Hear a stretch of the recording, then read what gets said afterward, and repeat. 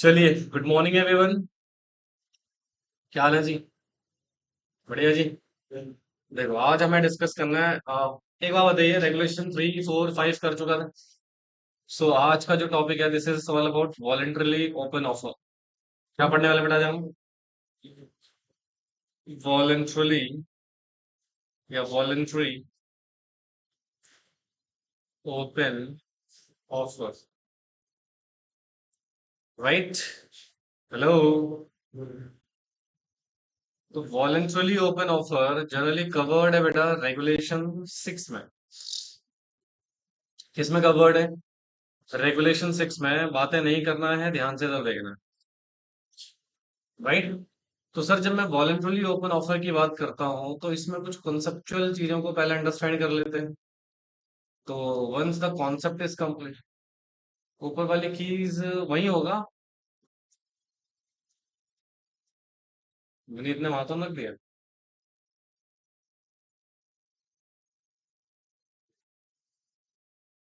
सुनो भैया, एक सिचुएशन सुनिएगा। मान लो ये है एक्स लिमिटेड कंपनी। लिखो मत, इधर देखो ध्यान से, नालायको। कौन सी कंपनी है बेटा? एंड इसको हम बोल रहे हैं जी, this is a target company. क्या है जी? टारगेट कंपनी, ठीक है। हम्म। अब यहाँ पर कोई इन्वेस्टर है, मिस्टर ए। कौन है बेटा? Mister A. और मिस्टर ए जो है वो है इन्वेस्टर। क्या है बेटा? इन्वेस्टर है, ठीक है। सपोज मान लो कि मिस्टर ए ने इस कंपनी में ऑलरेडी ऑलरेडी बेटा फ्रॉम वेरी बिगिनिंग एक्वायर करे हुए हैं या होल्ड करे हुए हैं 27% ऑफ शेयर्स, या यू कैन से वोटिंग राइट्स। ठीक है। तो मतलब सर यहाँ पर जो ये मिस्टर ए है, राइट, तो इन्होंने इस कंपनी में ऑलरेडी कितने शेयर होल्ड करे हुए हैं बेटा? 27%। कितने परसेंट बेटा? 27%। ठीक है, बहुत ध्यान से सुनना, कंसंट्रेशन से। सिचुएशन क्या है? तो यहाँ पर अब ये ना चाहते, मान लो इसका ना एक स्ट्रेटेजी है कि वो इस कंपनी को एक्वायर कर। क्या कर ले बेटा? एक्वायर कर ले इस कंपनी को, राइट। मतलब पॉइंट बीइंग, यहाँ पे ना दो तरीके के हो सकते हैं। यानी आपके पास 25% से ज्यादा है ऑलरेडी, और आप स्टेक्स एक्वायर करना चाहते हो, सो दैट कि आप कंपनी में क्या कर लो, मेजोरिटी स्टेक्स होल्ड कर लो, सो दैट कि मोस्टली कंपनी बेटा आपके द्वारा ही कंट्रोल करी जाए और मोस्ट ऑफ डिसीजंस आप ले।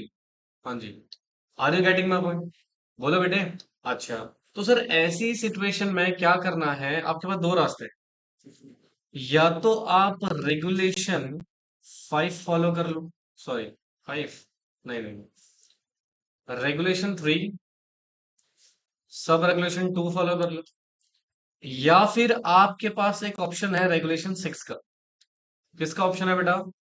तो सुनना ध्यान से, यहाँ पे दो तरह के ऑप्शंस है हमारे पास। एक regulation 3, sub regulation 2, that is creeping acquisition. याद है ना आपको? क्या है बेटा ये? Creeping acquisition. अच्छा सुनो, आप लोग का ऑलमोस्ट सिलेबस एंड होने वाला है, खत्म हो ही गया, मतलब ये लास्ट चैप्टर ही है। एक सैवी एक्ट है थोड़ा सा हमारा। तो मैंने कल ना आईसीएसआई के क्वेश्चंस भेजे थे आप, सजेस्टेड आंसर के साथ। आप क्या करेंगे बेटा?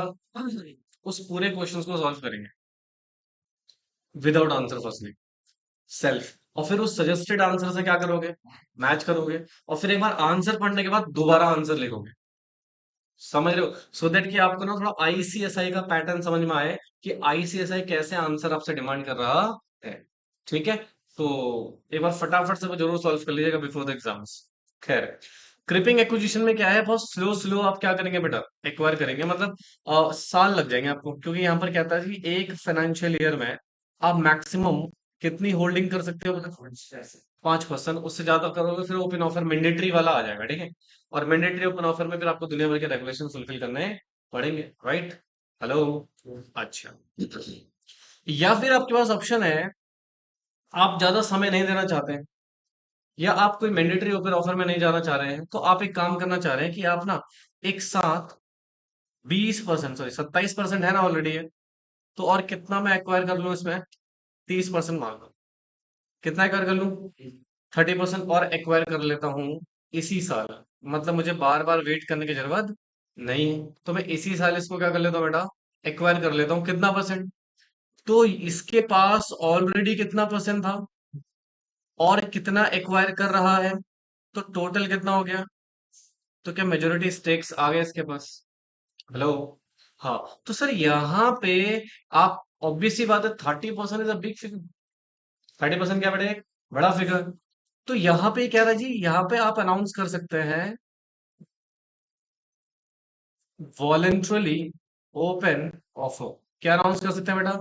Voluntarily open offer. बट याद रखना, वॉलेंट्रली ऑफर में आपको मिनिमम जो ऑफर साइज है आपका, मिनिमम जो ऑफर साइज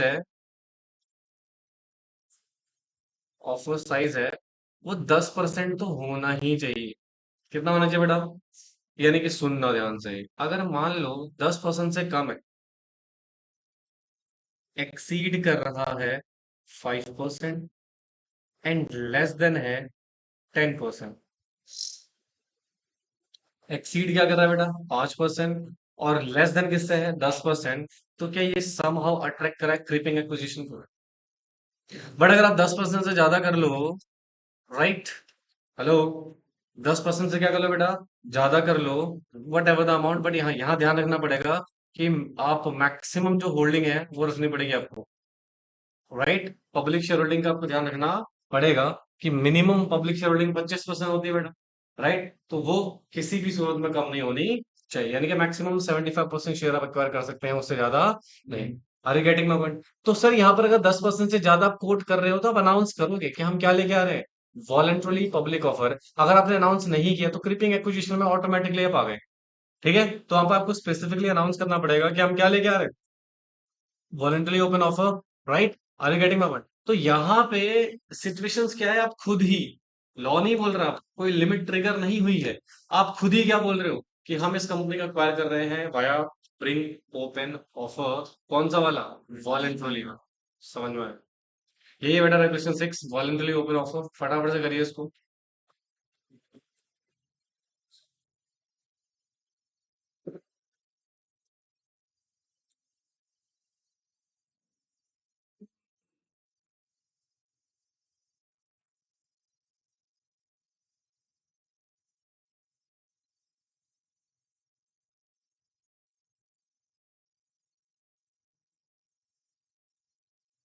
ये रशिदा कहाँ रह गई? कॉल करो उसको। और एक बात बताओ नालायक को, डेली जरूरी इन्फॉर्म करूँ क्लास के बारे में? क्या है आज? आज फ्राइडे कहाँ से है? नहीं, क्लास तो नॉर्मली होगी, जब नहीं होगी तो बता दिया जाए। और इनफैक्ट मैंने तो क्लास में बोला था कल क्लास है।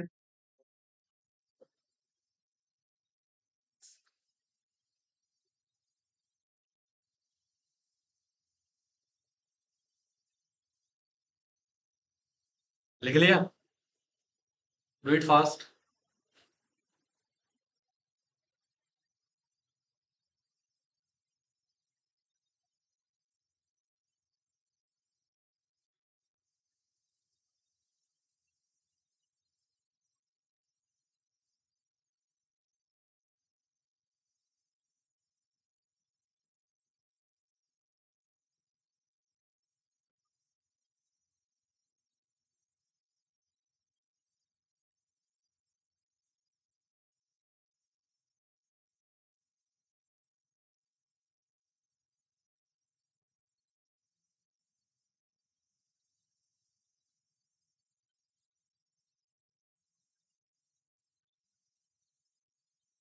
Done.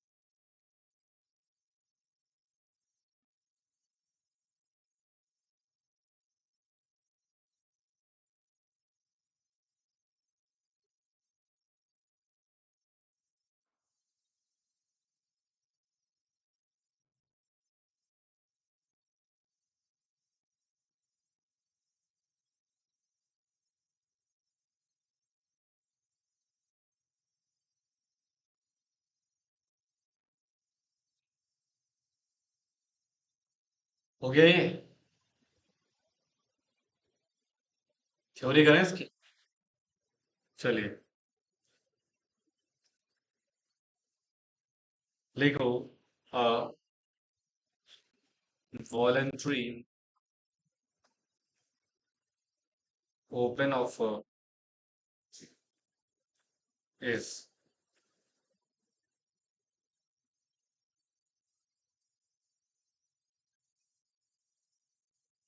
an open offer made by an acquirer voluntarily.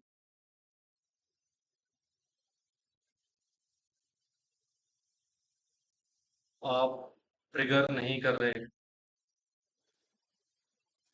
Bye mandatory open offer या मैंडेटरी प्रोविजंस। भाई रेगुलेशन 4 क्या कहता था याद है?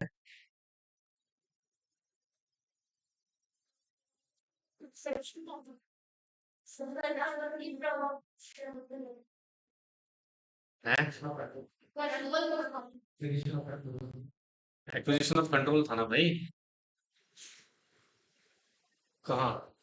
प्रमोटर के ऊपर तो एप्लीकेबल ही नहीं होता रेगुलेशन। 4 में कहाँ से था? कभी भी एक्सेप्शन सेक्शन में थोड़ी डिफाइन होता है नालायक।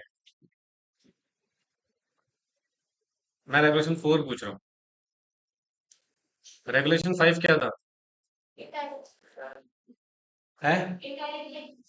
और हाँ, शाबाश। फंडा वंडा है नहीं नालायक हूँ।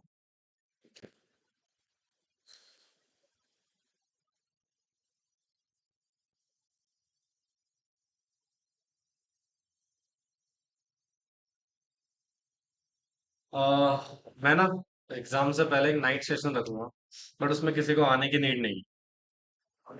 हाँ जी, वो लाइव सेशन रहेगा यूट्यूब पे। ठीक है, उसमें किसी को आने की जरूरत नहीं है। मतलब 2-3 क्लासेस होंगी, एक कंपनी लॉ की होगी, मैराथन लेक्चर। एक होगा सिक्योरिटी लॉ का, और एक होगा इकोनॉमिक एंड कमर्शियल लॉ। ठीक है, तो आपको आने की नीड नहीं है, घर में बैठे बैठे आपको लाइव सेशंस को ज्वाइन करना।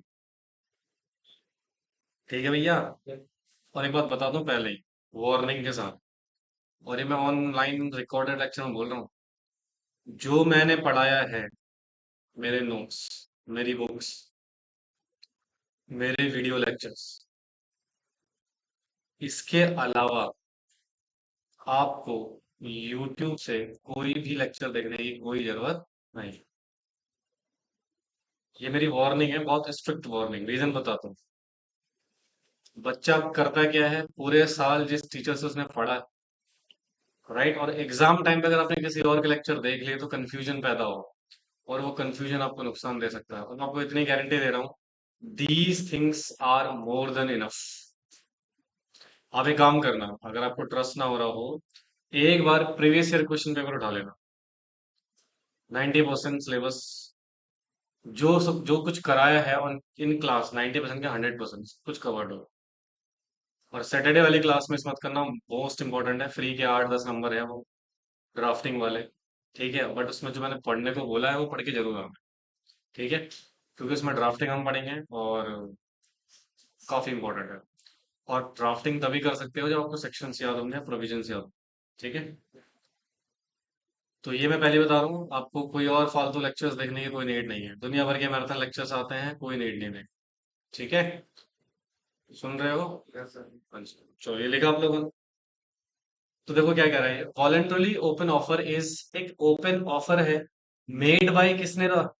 एक्वायरर। कैसे? मर्जी से। कर कोई लीगल कंपल्शन नहीं है आपके ऊपर, यानी कि लॉ नहीं बोल रहा ओपन ऑफर लेकर आओ, आप अपनी मर्जी से ओपन ऑफर लेके आओ। ये बिजनेस स्ट्रेटेजिक डिसीजन होता है। क्या होता है? जहां पे आपका पर्पस है उस कंपनी को फुल्ली तरीके से क्या कर लेना, एक्वायर कर लेना। अच्छा एक बात बताओ, एक टारगेट कंपनी को हम एक्वायर कर रहे हैं, है ना, तो क्या वो चुपचाप एक्वायर हो जाएगी? वो भी तो एक्शन लेगी ना। ऑब्वियस सी बात है, विल अंडरस्टैंड वो क्या एक्शन लेगी, अभी पढ़ेंगे थोड़ा। Use to as a tool for substantial shareholder to consolidate their stakes. मतलब अपने स्टेक्स को कंसोलिडेट करने के लिए जो बड़े शेयर होल्डर्स होते हैं, वो ये वॉलेंटरली ओपन ऑफर लेके आ रहे होते हैं। ठीक है। अब सर यहाँ पर ना वॉलेंटरली ओपन ऑफर को लेके some eligible conditions also they, तो लिखेंगे एलिजिबल, या you can say eligibility conditions for voluntarily open offer.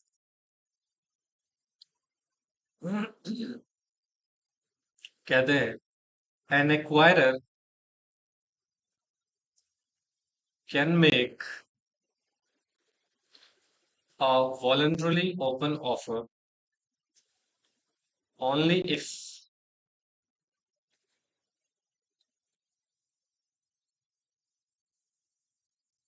he, along with PAC, along with PAC, holds 25% or more. You know about the PAC? क्या होता है PAC? या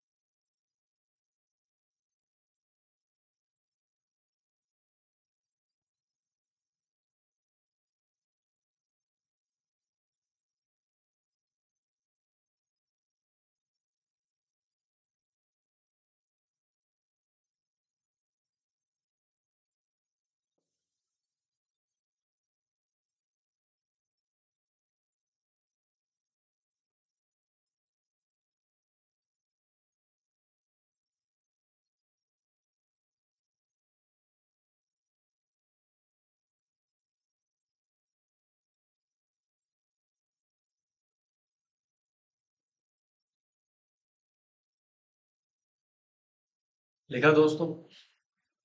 हाँ,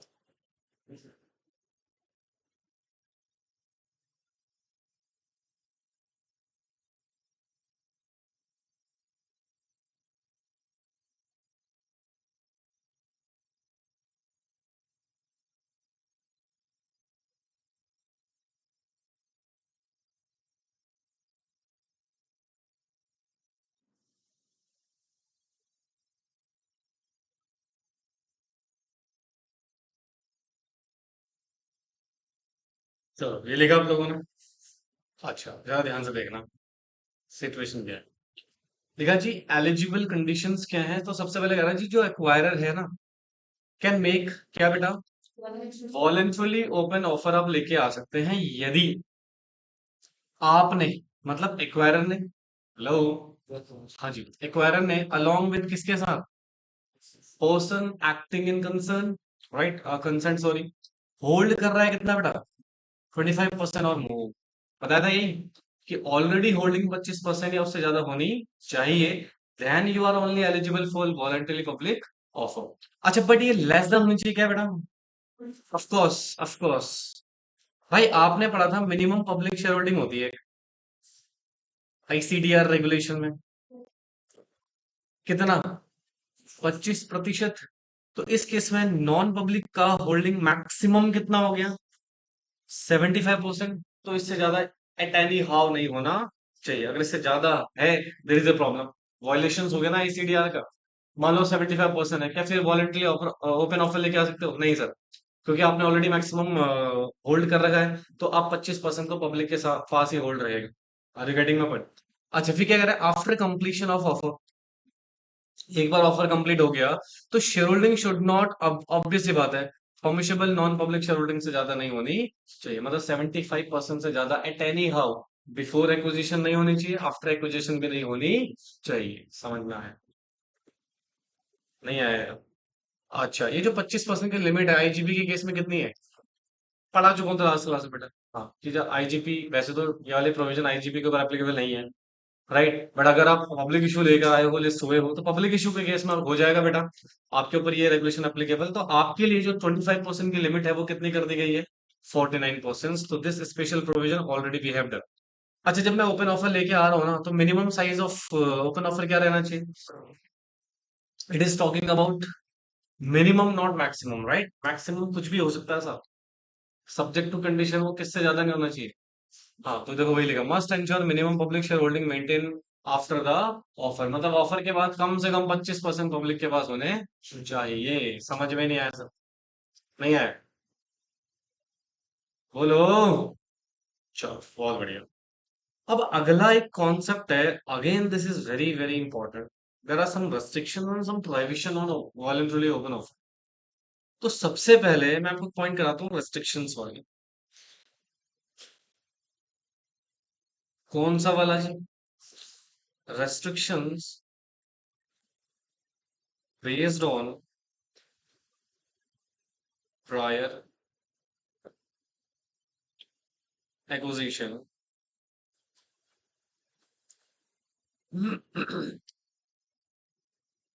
कहते हैं a voluntarily open offer is not permitted if, यदि,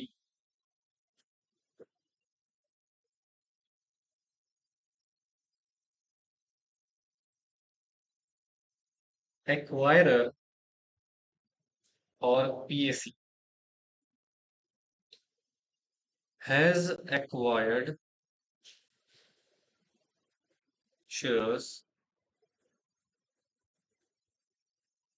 in the preceding 52 weeks। अच्छा 52 weeks मतलब कितना टाइम हो गया, ठीक है, एक साल में कितने वीक होते हैं, हाँ जी,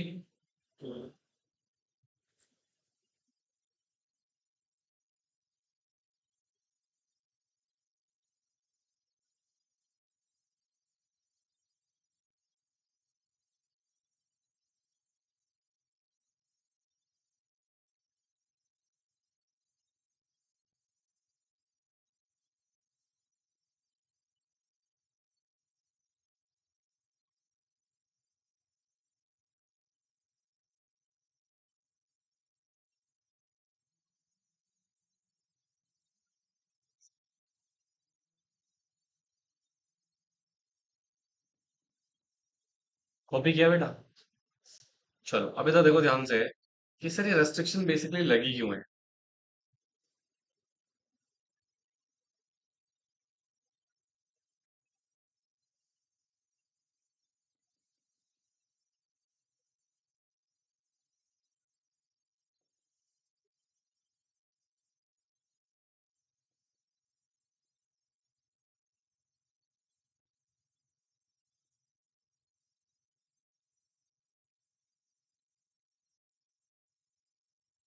कॉपी किया।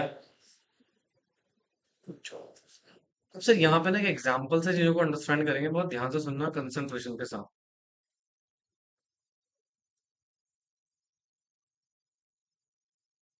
सपोज एक कंपनी है क्या, और एक्स लिमिटेड हमारा टारगेट कंपनी है। क्या है दोस्तों? Target company. ठीक है, बोलो। तो सर यहाँ पर एक इन्वेस्टर है जिसने कंपनी में होल्ड किए हुए हैं 30% शेयर्स या फिर वोटिंग राइट्स। कितने होल्ड करें मैडम? 30%। क्लियर है यहाँ तक? अच्छा। अब सर हुआ क्या, there are some events right. तो सबसे पहले इन्होंने क्या किया, जनवरी में। कब बेटा? जनवरी 2026। इसने एडिशनल 3% शेयर्स परचेज किए, एक्वायर किए, वट एवर इज इट। अच्छा मुझे एक बात बताओ, is it voluntary open offer? क्या ये वॉलेंटरी ओपन ऑफर है? नहीं है बेवकूफो। मिनिमम साइज क्या होता है? 10%। ये कितना है? 3%। क्या है फिर ये? इतना तोड़ूंगा ना हड्डियां। क्रीपिंग एक्विजिशन है ऑफ कोर्स। तो सर यहाँ पर अट्रैक्ट हो रहा है क्या, रेगुलेशन 3 सब रेगुलेशन 2। आप क्रिपिंग एक्विजिशन कर रहे हो, बट क्रिपिंग एक्विजिशन क्या लिमिट से ज्यादा है? नहीं सर, विद इन लिमिट है। भाई 5% तक तो कर ही सकता हूँ ना, अलाउड है अप टू 5%। तो क्या कोई रिक्वायरमेंट है क्या मुझे?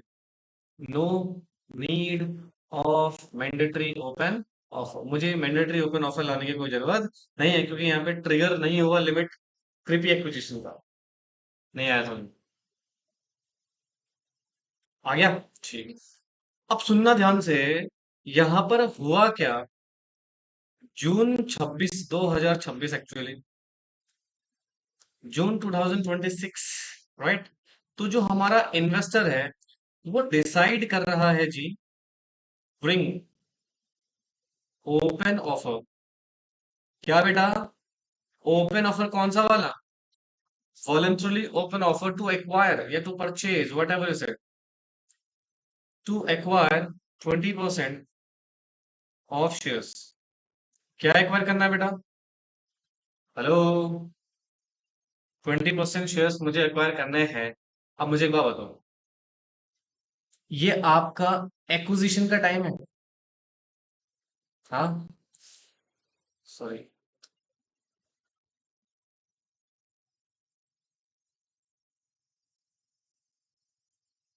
ये कौन सा टाइम है? अच्छा, एक्विजिशन के प्रायर, कितने पहले? 52 वीक्स अप्रोक्सीमेटली, एक साल राइट। तो कह रहा भैया आपकी कोई भी एक्विजिशन नहीं होनी चाहिए, बट जनवरी 26 में व्हाट यू हैव डन, आपने ब्रीच कर दी कंडीशंस को। क्या क्या क्या कहता है, कोई एक्विजिशन नहीं होनी चाहिए। तो मतलब आपने पिछले 52 हफ्ते में कुछ भी एक्विजिशन ना करा हुआ हो, बट अनफॉर्चुनेटली ये वाली कंडीशंस क्या ब्रीच हो गई है? हेलो? हाँ, क्योंकि आपने 26 में क्या कर लिया बेटा, open offer, sorry, creeping acquisition कर ली ना। तो कहता भैया इस वाली सिचुएशन में जब आपने कंडीशन ब्रीच कर दी है, तो ये क्या कर सकते हो, तो वॉलंटरली ओपन ऑफर क्या है बेटा, नॉट अलाउड। वॉलंटरली ऑफर क्या है, नॉट अलाउड, अलाउड नहीं होगा। क्योंकि आपने एक कंडीशंस को क्या कर दिया है, ब्रीच कर दिया। मतलब पिछले 52 हफ्तों में एक भी 0.1% भी शेयर्स आपने एक्वायर ना करा हो, तब जाके आप क्या लेके आ सकते हो। तो मतलब आपने कुछ भी शेयर एक्वायर कर रखा है, दैट मीन्स आप वॉलेंटरली ओपन ऑफर लाने के लिए तैयार नहीं हो। तो सुनो, as a compliance officer what advice you provide to your investors. Plan करो, क्या करो, प्लान करो वॉलेंटरली ओपन ऑफर को प्रायर 52 वीक्स एगो। ठीक है, मतलब 52 हफ्ते पहले, यानी 1 साल पहले आपको प्लानिंग करनी पड़ेगी, किसकी बेटा, वॉलेंटरी ओपन ऑफर की।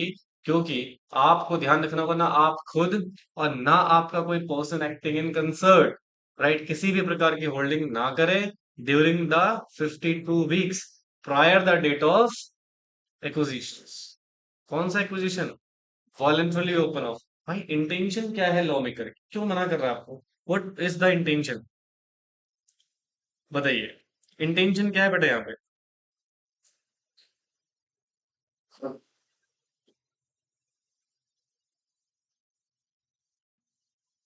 सिंपल सी बात है, यहाँ पे बोला जा रहा है कि आप क्विकली एक्विजिशन नहीं कर सकते।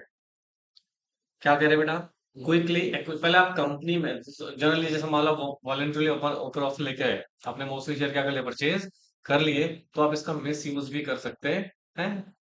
ओपन ऑफर अनाउंस करने का मतलब ही क्या है बेटा, शेयर भागेगा। अगर मैंने ओपन ऑफर अनाउंस करा है मतलब शेयर क्या होगा।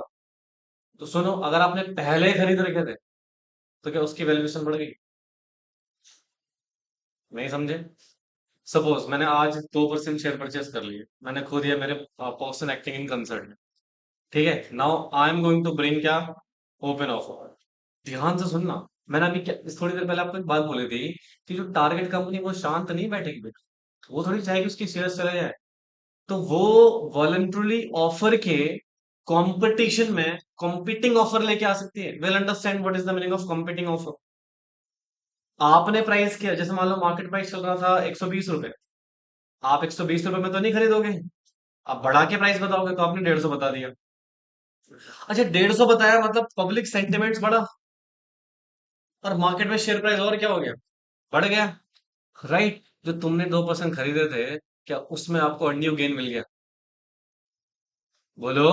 हाँ, आपको अनड्यू गेन मिल गया, और आपको पता था कंपनी क्या लेके आएगी, कॉम्पिटिंग ऑफर, कंपनी ने फिर कॉम्पिटिंग ऑफर दे दिया, राइट। तो तुम्हें क्या हो गया बेटा, बेनिफिट्स हो गए, यानी कि आप वॉलंटरी ओपन ऑफर का मिसयूज कर सकते हैं। इसलिए बोला गया है कि आप 52 वीक्स पहले, मतलब इस ड्यूरेशन में आपकी कोई भी एक्विजिशन नहीं होनी चाहिए। तो quickly acquisition is not allowed voluntary offer के केस में। समझ में आए, ये पढ़ो एक बार इसको, रेस्ट्रिक्शन बेस्ड ऑन क्या लिखा हुआ है, प्रायर एक्विजिशन। कहता है अगर आप वॉलंटरी ऑफर अलाउड ही नहीं होगा, परमिटेड नहीं होगा, अगर एक्वायरर ने या फिर उसके पर्सन एक्टिंग इन कंसर्न ने has acquired share in 52 weeks, मतलब प्रीसीडिंग 52 वीक्स अगर आपने कोई शेयर परचेज किया है, तो फिर वॉलंटरी ओपन ऑफर अलाउड नहीं है। Such acquisition did not trigger any MOA. Of course creeping acquisition होना चाहिए, जहां पे ट्रिगर ना करा हो किसको बेटा, लिमिट को। अब ऑब्वियस सी बात है, अगर आप मान लो आपने क्रिपिंग एक्विजिशन किया और वो एक्सीड 5% हो गया, फिर तो आपको मैंडेटरी ओपन ऑफर लेके आना है ना, फिर तो वॉलंटरी की तो बात ही नहीं होगी। तो पहला, आपने कोई शेयर एक्वायर ना करा हो, ठीक है, बोलो, are you getting my point. लिखो फटाफट से, लिखेंगे जल्दी से।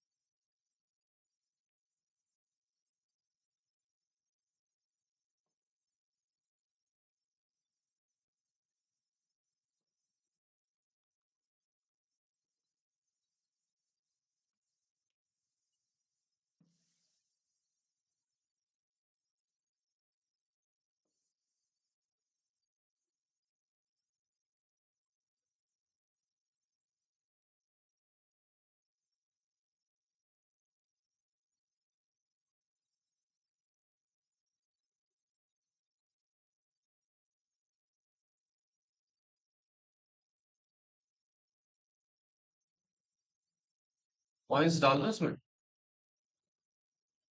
One, two, three, four, five, so that confusion now.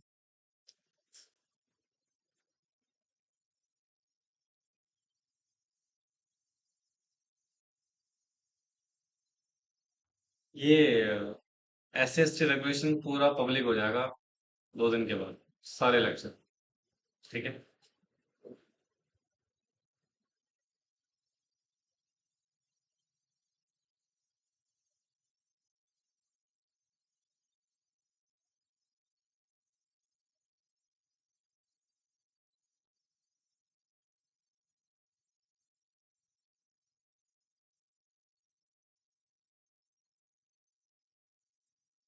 अच्छा, ये रेस्ट्रिक्शन कब है?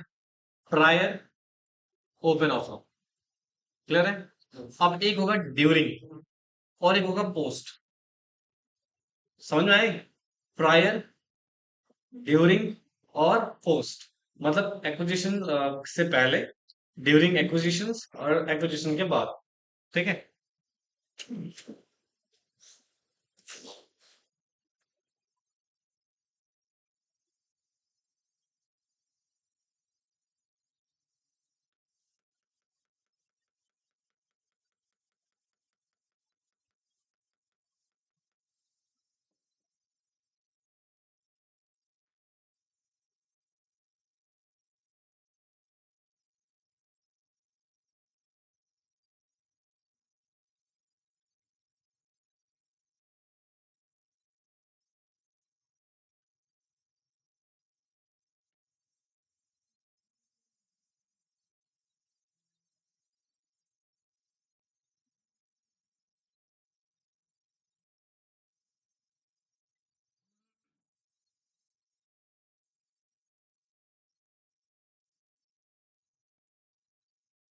है ना? लिखा नहीं?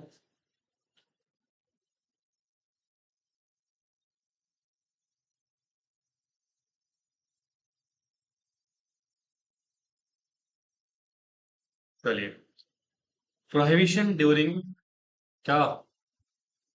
Of a period.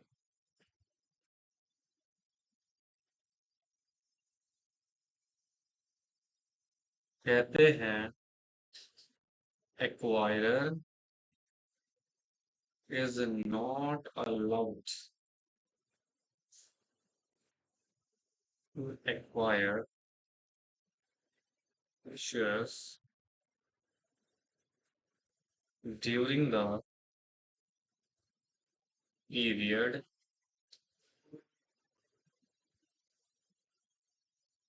exception acquisition allowed only through open offer process।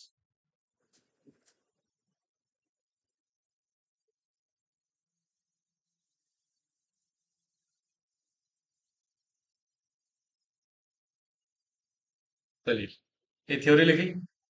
हाँ। ना, इसका एग्जाम्पल अंडरस्टैंड करते हैं ध्यान से सुनिए। हो गया?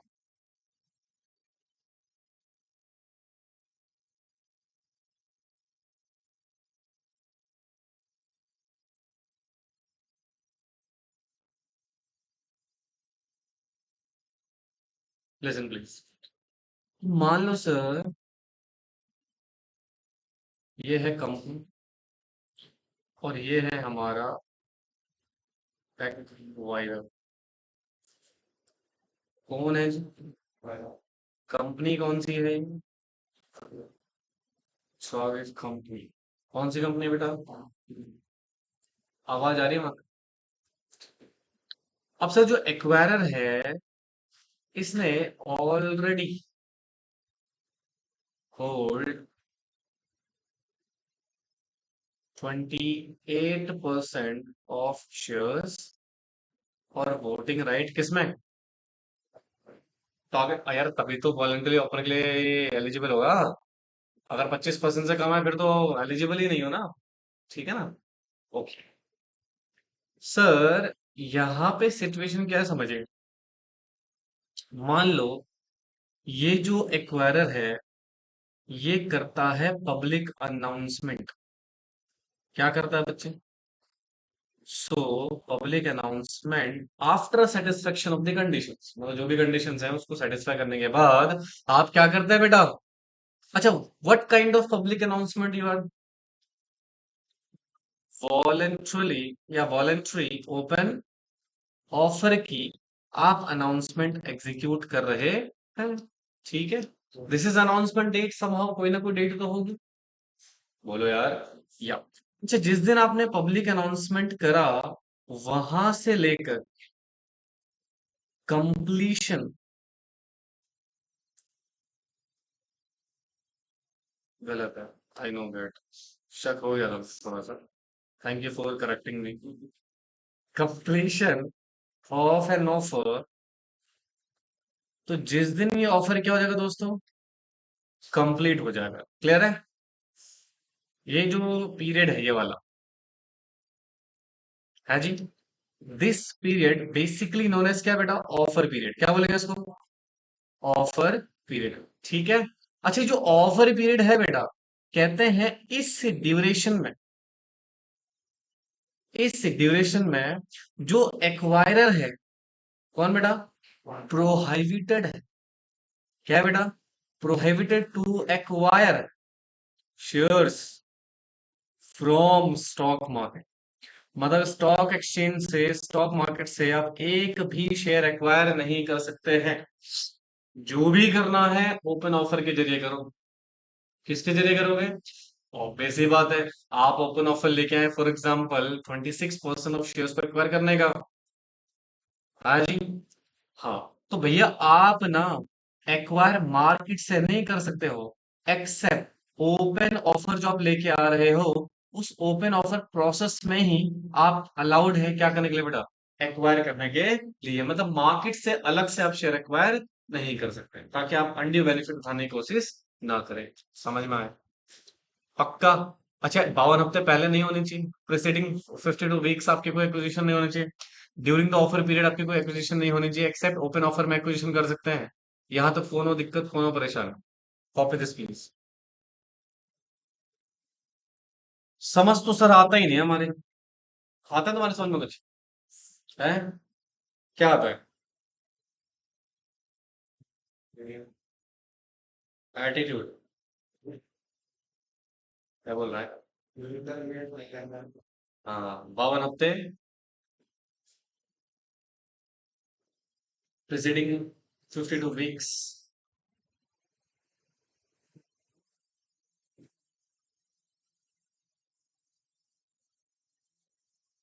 अच्छा, आज या कल में ना एक वीडियो आएगी यूट्यूब पे, comparative video on C N C S.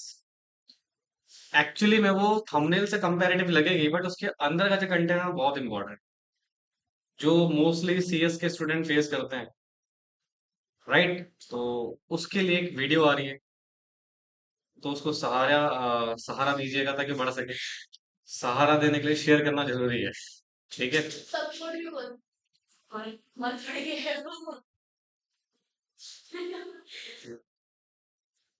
ठीक है, चलो लिखो फटाफट।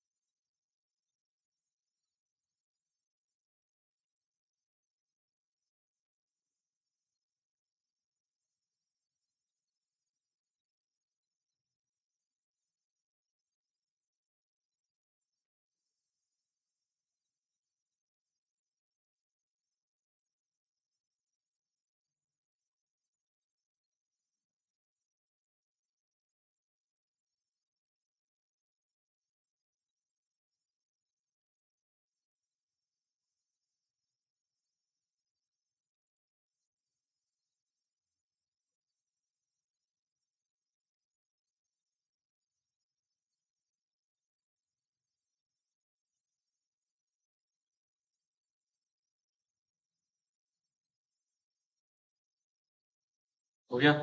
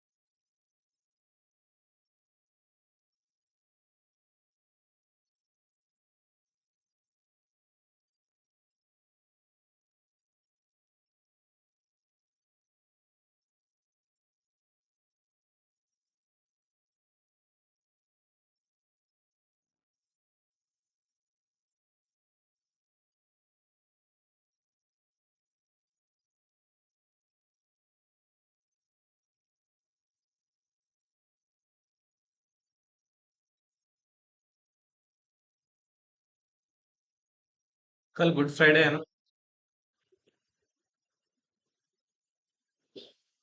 छुट्टी क्यों होगी?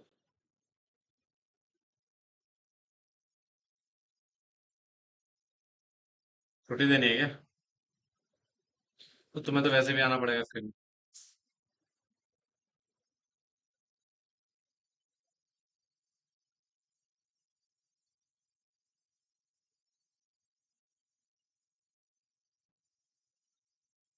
हाँ जी। वहीं से बोल दो, वहीं से बोल दो, वहीं से बोल दो। क्यों, क्या हुआ? क्या? अरे तो उसने पहले क्यों नहीं बताया बेवकूफ ने फोन पे? अगर टाइम वेस्ट करने वाली बात है तो बार बार तो नहीं हुआ काम। तो मेल करेंगे वो। मेल करने के बाद मेल पे आएगा कि जाना पड़ेगा? मेल पे आएगा। तो ये बात तो मोहित फोन पे बता सकता था, बेवकूफ आदमी। रुको, उसकी मैं वॉट लगाता हूँ अभी। महाराष्ट्र में तो है ही मेरे पास। अरे यार, कोई तमीज नहीं है, कोई सर्विस नहीं है, क्या है ये? रुको, मैं बात करता हूँ इससे।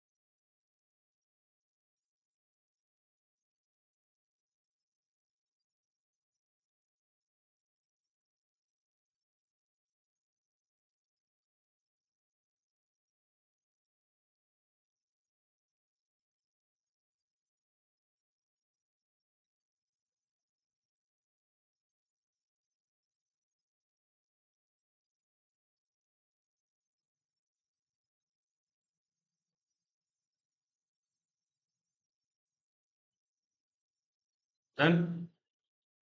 हेलो।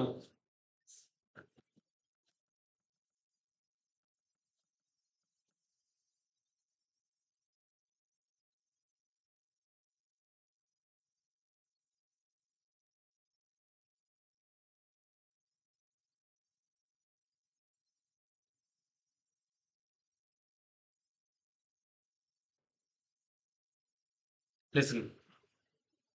एग्जाम्पल। एक्वायरर जो है, ब्रिंग वॉलंटरली ओपन ऑफर। अच्छा, एक्वायरर क्या लेके आता है बेटा? Voluntarily open. ठीक है। अच्छा, इसके बाद एक सिचुएशन है, मैं एक प्रॉपर चार्ट बना रहा हूँ सो दैट कि आपको एक ही में सारी चीजें समझ में आ जाए। ठीक है? नहीं बोलो। फिर कहते हैं सर, यहाँ पे मान लो कंप्लीशन हो जाता है ऑफ ओपन ऑफर। अच्छा, यहाँ पर आप जनरली जब मैं ओपन ऑफर लिखूंगा तो समझ जाना मैं वॉलंटरली ओपन ऑफर की बात कर। बोलो। एक तो ये ड्यूरेशन है, ये वाला पीरियड। अच्छा, एक है इससे पहले वाला, है ना? वॉलंटरी ऑफर लाने के पहले वाला। बोलो। और एक है ये वाला, यानी कि ये हो गया प्री एक्विजिशन पीरियड, ये हो गया ड्यूरिंग एक्विजिशन पीरियड, और ये हो गया post acquisition period. Getting no? नहीं आया समझ? ठीक। अच्छा सर, जब मैं इस वाले ड्यूरेशंस की बात करता हूँ तो ये कहता है preceding 52 weeks no acquisition allowed. Hello? No acquisition allowed by acquirer along with pact। ना तो एक्वायरर की कोई एक्विजिशन होनी चाहिए और ना ही आपके पर्सन एक्टिंग इन कंसर्न के होनी चाहिए। बोलो। नहीं बोलो। मुंह खोल लिया करो बस। अच्छा होता है, एक्सरसाइज बोलते हैं इसको। ये देखो,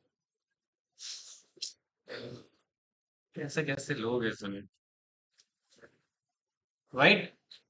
तो सबसे पहले सर हमने समझा प्री एक्विजिशन, फिर ड्यूरिंग वाला भी पढ़ा था ना? पढ़ा था ना? क्या पढ़ा था? नो एक्विजिशन अलाउड, है ना? No acquisition allowed except open offer, है जी? हेलो? एक्सेप्ट ओपन ऑफर को छोड़ के स्टॉक मार्केट से आप क्या नहीं कर सकते बेटा? एक्वायर नहीं कर सकते। अच्छा, अब ये जो तीसरा है ना, this is post acquisition period, मतलब ऑफर कंप्लीट हो गया तो कह रहा है बेटा after completion of this within 6 month. कितने टाइम के अंदर अंदर? Within 6 month acquisition allowed ही नहीं। नो एक्विजिशन अलाउड, 6 महीने के अंदर अंदर कोई एक्विजिशन अलाउड नहीं। या यू कैन, आप ये कह सकते हो आफ्टर कंप्लीशन 6 मंथ के अंदर, विद इन लिखने की जरूरत नहीं। आफ्टर कंप्लीशन वाले कितने बेटा?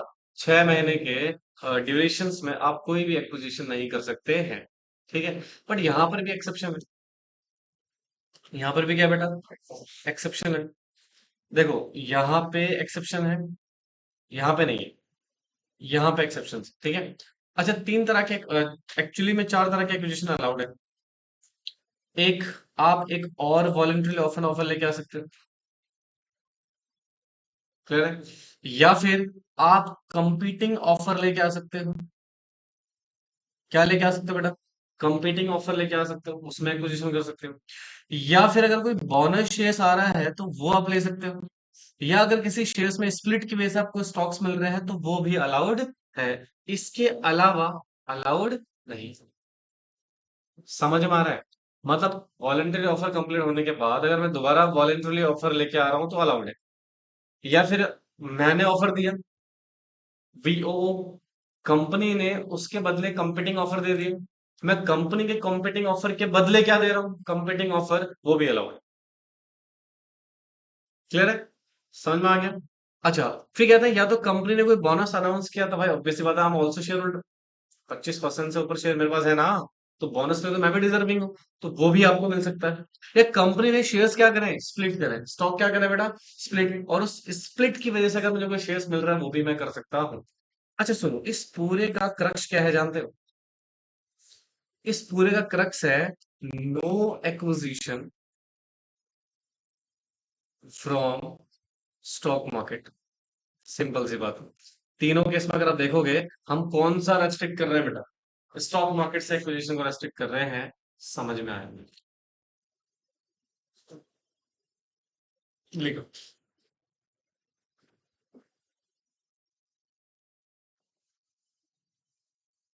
क्या हुआ शिवानी, नहीं आया समझ में? क्या आ गया? इतनी दुखी क्यों लग रही हो आज तुम? एवरीथिंग इज फाइन है? सब ठीक ठाक? क्या हो गया फिर?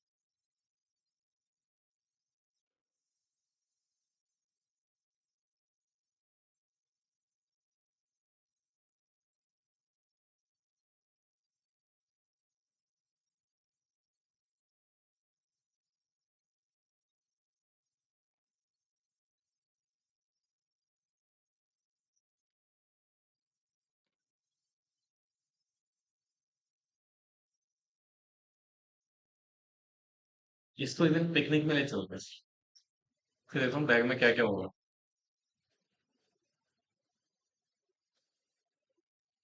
ढूंढ रही है, नाटक कर रही है कि नहीं?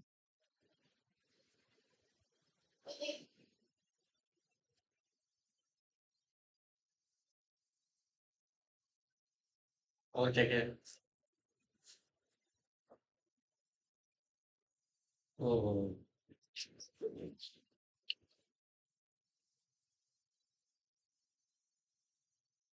तो सहा नहीं गए मैं। है? अरे, क्या लगा?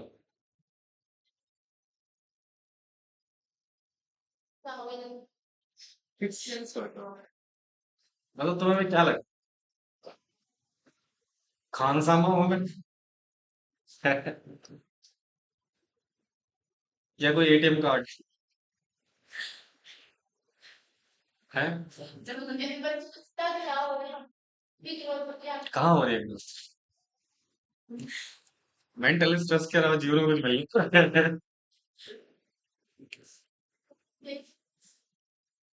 हो चुका है। एक्विजिशन एक्चुअली टाइप तो हो चुका है। नेक्स्ट ईयर से बच्चों को क्वालिटीज मिलने वाली है। तुम्हारी किस्मत खराब। ये पिछले साल ही हो जाता है यार, बट लोगों को समझने में थोड़ा टाइम लगा।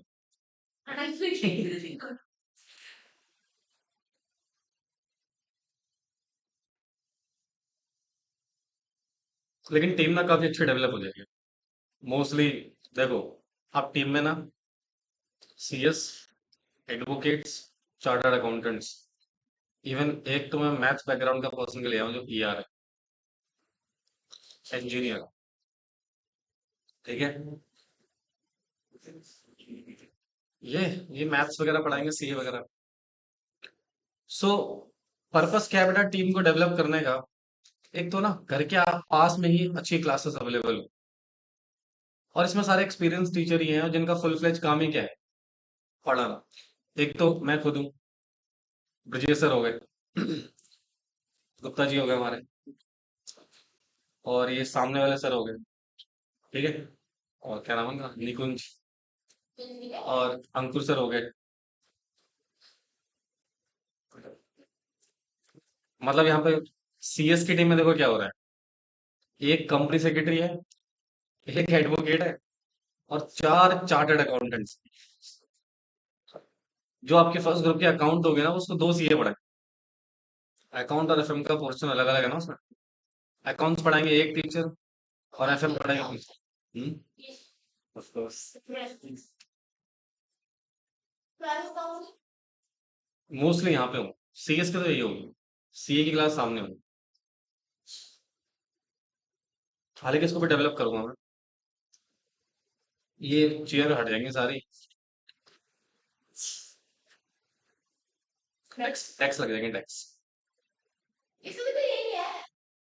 और यहाँ पे एक वो लग जाएगा, कैमरा, डीएसएलआर वाला।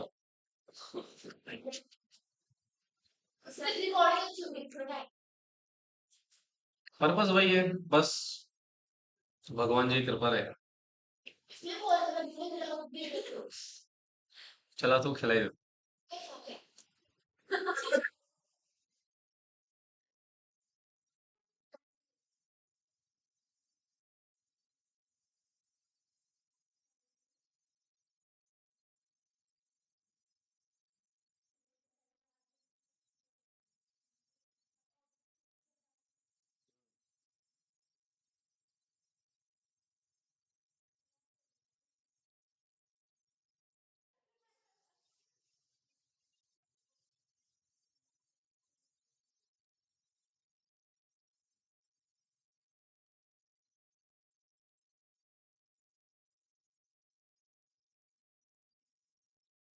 अब देखो क्या होता है ना भाई, वो शायद इसलिए नहीं चल पाया क्योंकि ये होना। देखो लाइफ में क्या होता है ना, जब भी कोई चीज फेल हो जाती है या वो चीज एग्जीक्यूट नहीं हो पाती है, जिस वो प्लान एग्जीक्यूट नहीं हो पाता, मतलब definitely there is something good for that. तो ये चीजें अच्छा है थोड़ा सा पॉजिटिव माइंडसेट के लिए।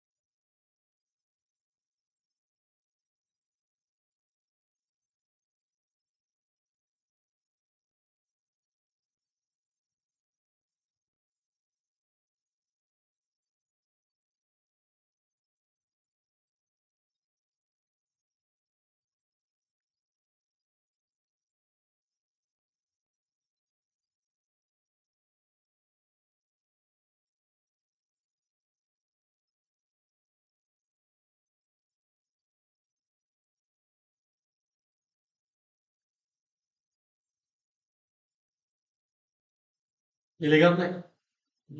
हाँ जी। क्या लिखा हुआ है, विलफुल डिफॉल्ट? क्या लिखा बेटा? ध्यान से सुनना, कंसंट्रेशन से। कहते हैं sir, a willful defaulter can not make क्या बेटा, public announcement of open offer. मतलब अगर कोई विलफुल डिफॉल्टर है, वो किसी भी प्रकार का पब्लिक अनाउंसमेंट नहीं कर सकता, अलाउड नहीं। और ना ही एंटर हो सकता है किसी भी ट्रांजेक्शन में ट्रिगर ओपन ऑफर। जैसे ना तो 25% के स्टैक्स आप होल्ड कर सकते हो, ना आप क्रीपिंग एफिशिएंसी में 5 पैसा ज्यादा होल्ड कर सकते हो। मतलब ओपन ऑफर कभी ट्रिगर नहीं कर सकते। ठीक है, तो ये दो चीजें अलाउड नहीं, बट हाँ एक अलाउड किया है इनको, एक्सेप्शन क्या है, कंपीटिंग ऑफर लेके आ सकते हो। जैसे मान लो यू आर ए बिल्कुल डिफॉल्टर बट आप कंपनी में प्रमोटर हो। क्या हुआ बेटा? अब आपको लग रहा है कि यार अगर कोई दूसरी कंपनी या कोई एक्वायरर आपकी कंपनी को एक्वायर करने जा रहा है, तो वहां पे खुद को बचाने के लिए, खुद की कंपनी को बचाने के लिए आप क्या लेके आ सकते हो? कंपीटिंग ऑफर लेके आ सकते हो। इसके अलावा आप अलाउड नहीं है, यानी कि बिल्कुल डिफॉल्टर ओनली ब्रिंग क्या बेटा? कंपीटिंग ऑफर, और उसके अलावा लेके नहीं आ सकते हैं। ठीक है। एक होता है फिग्यूटिव इकोनॉमिक ऑफेंडर। लिखो जरा।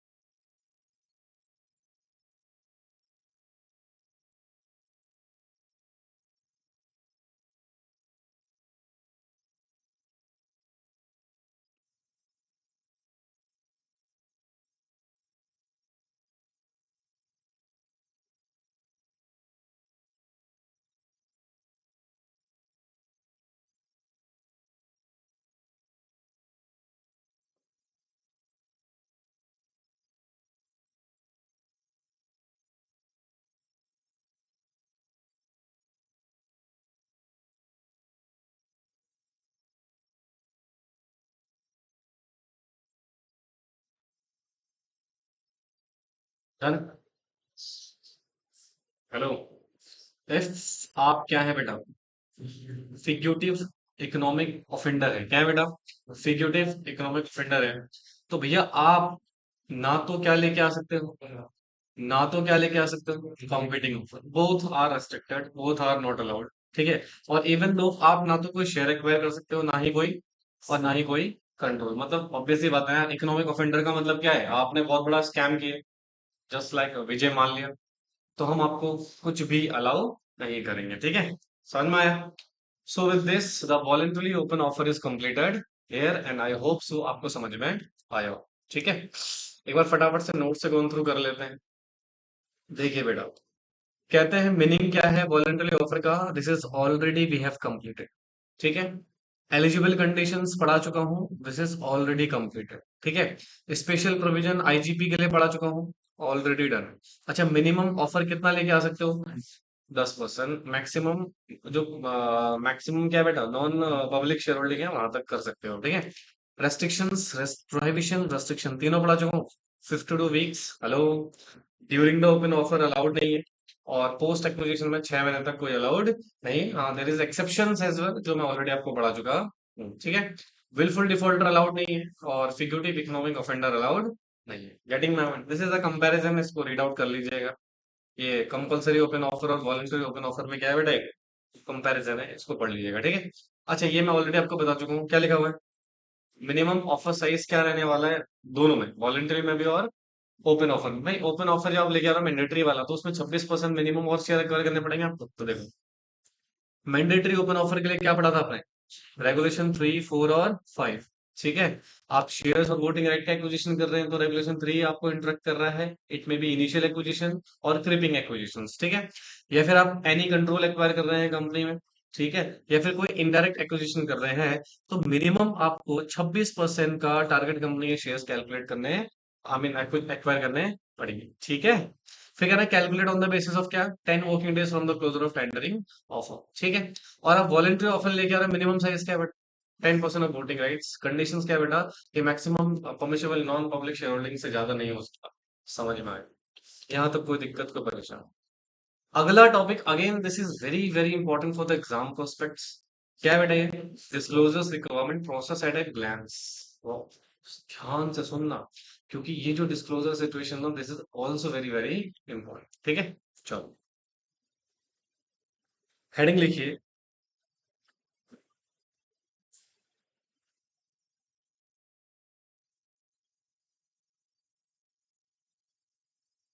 Disclosure process at a glans.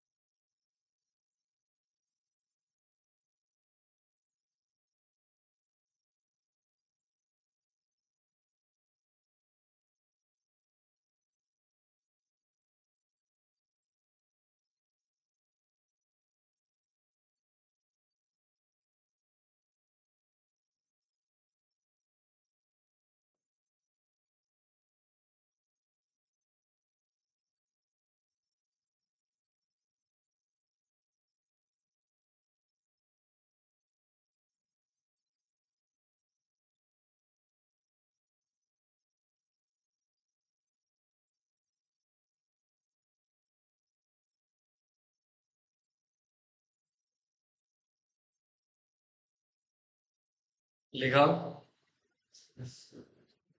देखो क्या लिखा हुआ है, ये जो डिस्क्लोजर के रिक्वायरमेंट्स है, राइट, कि डिस्क्लोजर कौन करेगा, इसको एप्लीकेशन किसके ऊपर है बेटा, खाली एक्वायरर के ऊपर। यानी कि टारगेट कंपनी को ये कॉम्प्लाई करने की जरूरत नहीं है, ठीक है। ऑब्वियस है, बताना एक्वायर कौन कर रहा है, एक्वायर अलोंग विद फैक्ट। तो भैया आपके ऊपर रिस्पॉन्सिबिलिटी है, आप डिस्क्लोजर दोगे, टारगेट कंपनी यहाँ पे डिस्क्लोजर नहीं रहेगी। अच्छा, disclosures are required to based on क्या बेटा, एग्रीगेट शेयर होल्डिंग या फिर voting rights of acquirer, promoter, या फिर मतलब एग्रीगेट बेसिस पे आपको डिस्क्लोजर करना है। मान लो 2% एक्वायरर ने परचेस करा है, 4% पैक ने, राइट, तो टोटल कितना मानेंगे हम, 6%। तो इसके बेसिस पे डिस्क्लोजर आप प्रोवाइड करेंगे, ठीक है। ओनली एग्रीगेट होल्डिंग को हम रेलेवेंट समझेंगे बेटा, इंडिविजुअल होल्डिंग को नहीं, ठीक है। तो सर इसमें ना कुछ बेसिक सिनेरियो है, जो सबसे पहला लिखो, part A, event based disclosure,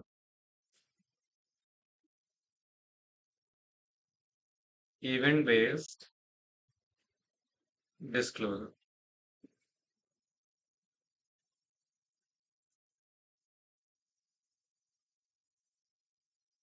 regulation 29 sub regulation 1, भाई एग्जाम के लिए इंपॉर्टेंट है। इनिशियल डिस्क्लोजर,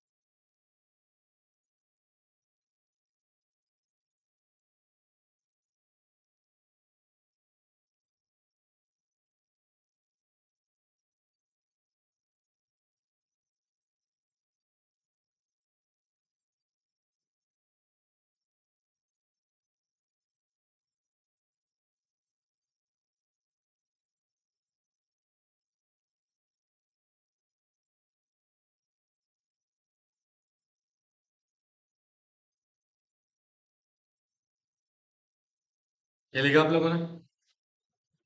देखो भाई, ये है इनिशियल डिस्क्लोजर। क्या है बेटा? इवेंट बेस्ड डिस्क्लोजर में सबसे पहला हमारे पास रेगुलेशन आता है, क्या बेटा? 29 सब रेगुलेशन 1। ठीक है। और ये बात करता है किसकी? इनिशियल डिस्क्लोजर की। किसकी बेटा? इनिशियल डिस्क्लोजर की। तो कहते हैं देखो, कौन डिस्क्लोजर देगा? कौन बेटा? पी एक्वायरर, या फिर एक्वायरर ने अगर पैक के साथ कराया तो ये दोनों मिलके। भाई सिंपल सी बात है, एक्वायरर ने सोलली कराया अकेले तो आप ही डिस्क्लोजर दोगे, या आपने पीएसी के साथ मिलके करा है तो ऑफ कोर्स दोनों ही मिलके आप क्या करोगे? डिस्क्लोजर प्रोवाइड करोगे अपनी जो भी आपकी म्यूचुअल अंडरस्टैंडिंग है उससे। ठीक है। ट्रिगर पॉइंट सर, कब डिस्क्लोजर देना है? अब सुनना ध्यान से। दो लिमिट याद रखनी है, एक ओपन ऑफर की। किसकी? और एक डिस्क्लोजर की। Initial disclosure sorry initial open offer का लिमिट कितना था? 25%। राइट। और क्रिपिंग का कितना है? एक्सीड 5%। क्लियर है? अब डिस्क्लोजर में कह रहा है इररिस्पेक्टिव योर होल्डिंग, अगर आप एक्विजिशन करते हैं कितना?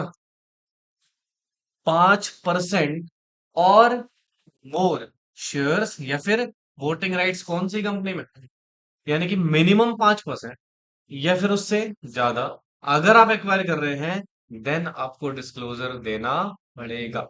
समझ में आया? अच्छा, ये 5% को रिप्लेस कर देंगे आईजीपी के केस में कितना बेटा? 10%। मगर अगर कोई कंपनी बेटा क्या है, लिस्टेड है कहाँ पे? आईजीपी इनोवेटर ग्रोथ प्लेटफॉर्म में अगर आप लिस्टेड है, देन आपको डिस्क्लोजर देना पड़ेगा। कब? जब 10% हो जाए। कितना हो जाएगा? 10%। समझ गए? ओपन ऑफर के लिए कितने लिमिट थे इसकी? 49। अच्छा, क्या एसएसटी रेगुलेशन एप्लीकेबल है आईजीपी पे? अगर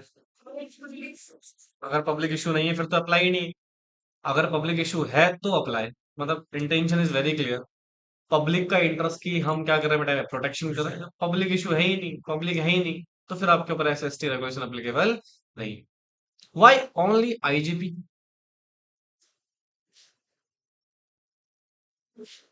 why only IGP exempted from these regulations? या डीलिस्टिंग में भी इसको हमने क्या किया था बेटा? एग्जेम्प्ट किया था। Sorry, the only platform where without public issue आप लिस्ट हो सकते हैं। और कोई प्लेटफॉर्म है ही नहीं। मेन बोर्ड में बिना पब्लिक इशू के आप लिस्ट नहीं हो सकते। एसएमई बोर्ड में बिना पब्लिक के आप लिस्ट नहीं हो सकते। अच्छा, एक और है, सोशल स्टॉक एक्सचेंज। हालांकि वहां पे पर्पस आपके क्या होते हैं बेटा? अलग अलग। क्लियर है? तो वहां तो बिल्कुल कॉन्टेक्स्ट ही बदल गया ना, तो इसलिए वो नहीं है। बट आईजीपी में तो आप फंड रेज करोगे, है ना? तो अगर पब्लिक इशू इंटरेक्ट हो रहा है देन प्रोविजन इंटरेक्ट होंगे। पब्लिक इशू इंटरेक्ट नहीं है तो ये इंटरेक्ट नहीं होगा। और अगर पब्लिक इशू हो रहा है देन एग्जामेशन भी आपको हमने प्रोवाइड कर दी। 49 की वहां लिमिट दे दी है, और यहाँ पे कितना दे दिया है? 10% का। नहीं समझ में आया sir? We are making relax the compliance of course for growth of the company. और स्टार्टअप कंपनीज है जो है रजिस्टर्ड होती है, इनोवेटर, तो हम चाहते हैं उनकी ग्रोथ ज्यादा हो, तो उसमें तो हम चाहेंगे ना लोग पैसा लगाए हैं, है ना? तो इसलिए बेटा लिमिट्स हमने क्या कर रखे हैं, थोड़ा सा चेंज कर रखे हैं। ठीक है। अच्छा, कितने दिन के अंदर एक डिस्क्लोजर देना है? 2 दिन के अंदर। 2 दिन या 2 वर्किंग डेज? अच्छा, मान लो अगर मैंने फ्राइडे को एक्विजिशन किया है, देन मुझे कब देना है? ट्यूसडे को।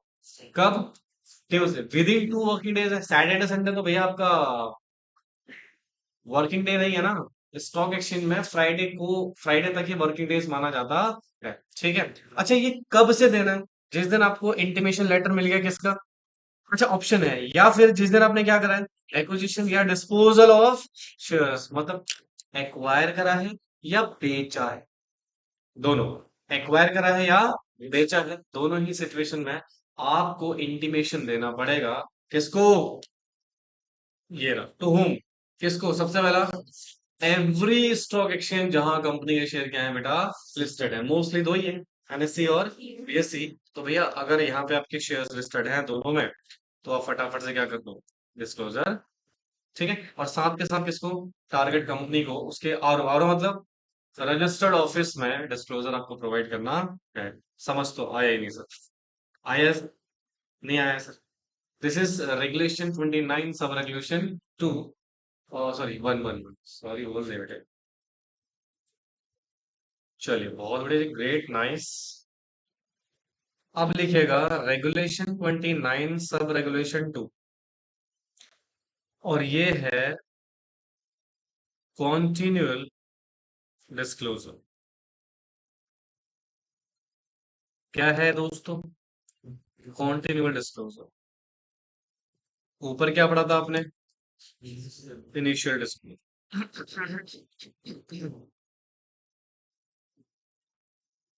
चलो, लिख रहे हो क्या? एक, दो, तीन, चार।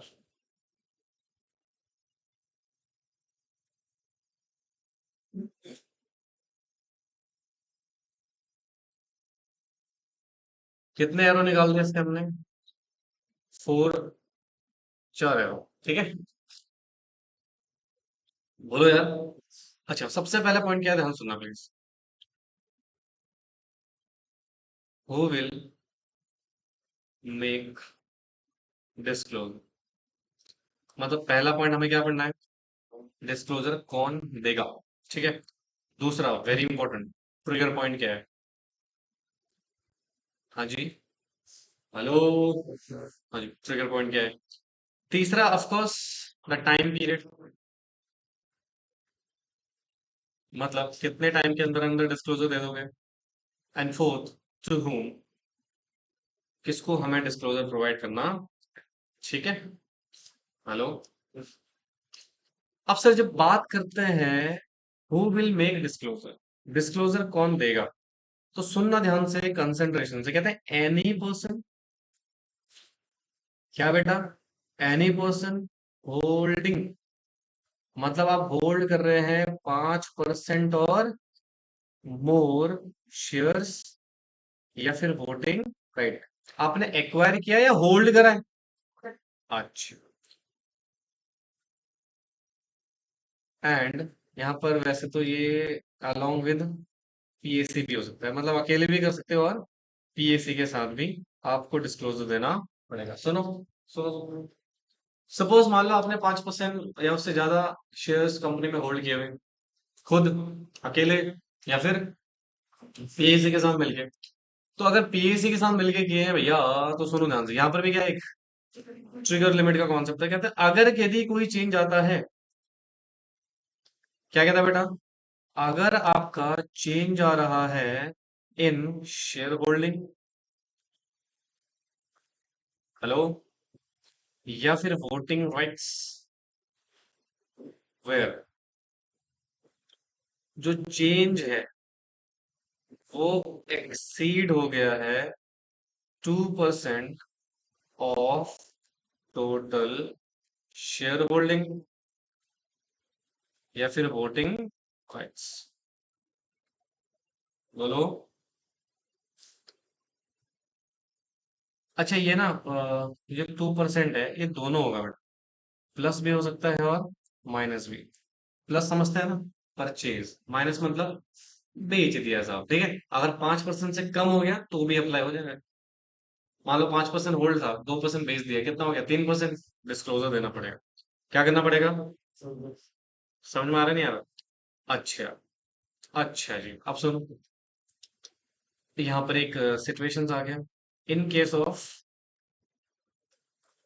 आई जीपी प्लेटफॉर्म, कौन सा प्लेटफॉर्म? तो जो 5% की होल्डिंग है वो ऑफ कोर्स कितनी हो जाएगी? 10%। और जो 2% की होल्डिंग है वो कितनी हो जाएगी बेटा? 5%। ठीक है, तो ये रिप्लेस हो जाएगा, क्या हो जाएगा बेटा? ये याद रखना आपको आईजीपी के केस में। किसके केस में बेटा? अच्छा, फिर कहते हैं सर डिस्क्लोजर कब देना है? तो डिस्क्लोजर का टाइम सेम है बेटा, विद इन 2 वर्किंग डेज। कितने दिन के अंदर बेटा? 2 working days of, 2 working days कहाँ से लेने हैं बेटा आपको? जब आपने अलॉटमेंट इंटीमेशन आपको मिल चुका है, या फिर एक्विजिशन हुआ है जिस दिन, या डिस्पोजल हुआ है, तो दोनों में से जो भी पहले आ जाए उस पे आप क्या कर देना बेटा? डिस्क्लोजर कर देना। किसके डिस्क्लोजर करना बेटा? डिस्क्लोजर किसको करना है? ऑफकोर्स सेम स्टॉक एक्सचेंज को, जहां जहां आपकी शेयर्स लिस्टेड है। और कहाँ पे? टारगेट कंपनी को बताओगे। किसको बताओगे बेटा? टारगेट कंपनी के रजिस्टर ऑफिस में इंटीमेशन प्रोवाइड कर दो। समझ में आया?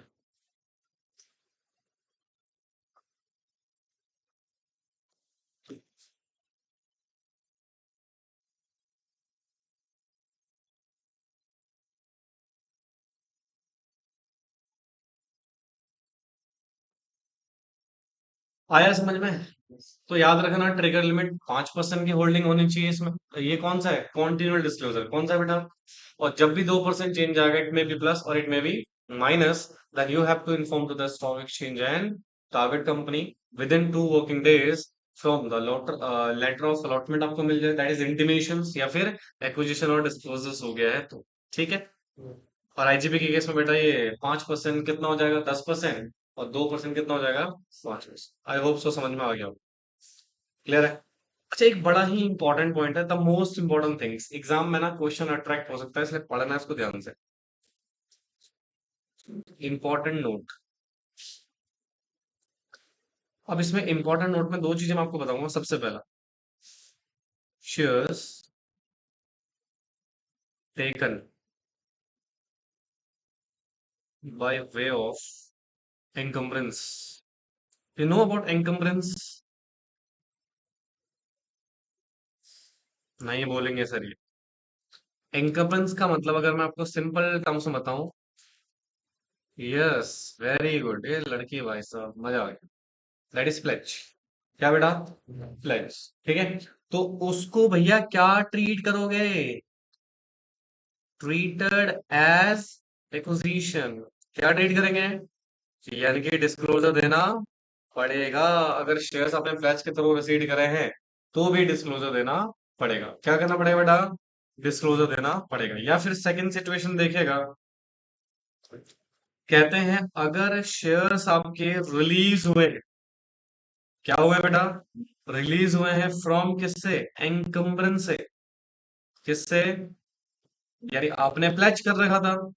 हाँ, अब आपने लोन की पेमेंट कर दी होगी, तो शेयर्स क्या हो गए होंगे? रिलीज। तो इसको हम ट्रीटेड करेंगे एज डिस्पोजल। क्या बेटा? डिस्पोजल। तो इसका मतलब ये आपका एक्विजिशन और डिस्पोजल कंसिडर होंगे।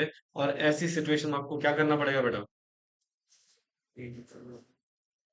डिस्क्लोजर देना। समझ में आया? लिख लो बेटा।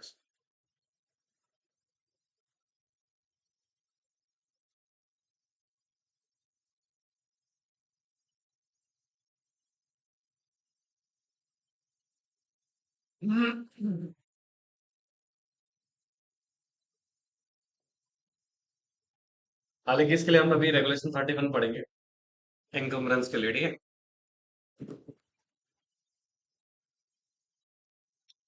लिख लिया?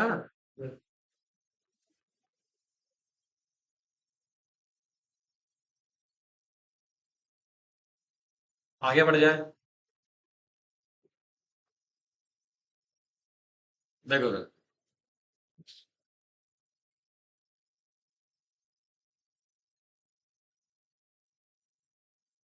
क्या लिखा है दोस्तों? एक्सेप्शंस। कहते हैं the disclosure requirement, the disclosure requirement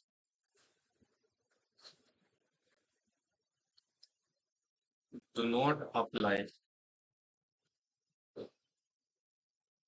in the following acting as pleasure in ordinary course of business। प्लेजी जानते हो ना? कौन सा प्लेजी? जिसके फेवर में शेयर्स प्लेज हो रहे हैं, यानी कि बैंक्स वगैरह बेसिकली बोल सकते हैं। तो 4 पॉइंट निकालेगा इसके, इनके ऊपर ही एप्लीकेबल नहीं होगा। पहला of course schedule commercial bank. तो अगर शेड्यूल कमर्शियल बैंक्स हैं, तो उनको लेके बेटा डिस्क्लोजर्स के रिक्वायरमेंट नहीं है एप्लीकेबल। और पब्लिक फाइनेंशियल इंस्टीट्यूशंस के लिए भी एप्लीकेबल नहीं है, पीएफआईज के लिए। बोलो। हम्म, और at the same moment of time housing finance company के ऊपर भी एप्लीकेबल नहीं है। और एक the most important thing,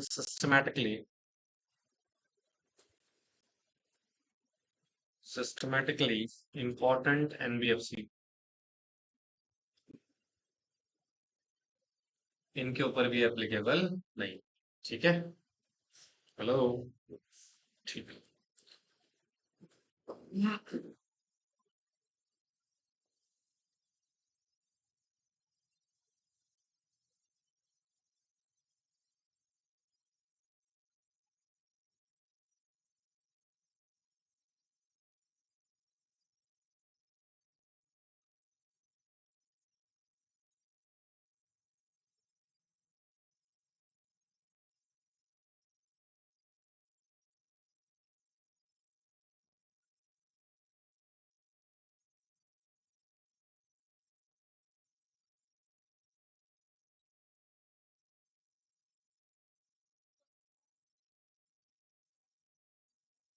important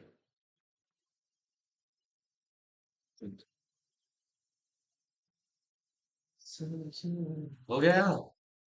हाँ जी, तो इनके ऊपर बेटा आपके डिस्क्लोजर रिक्वायरमेंट्स एप्लीकेबल नहीं है in case of encumbrance.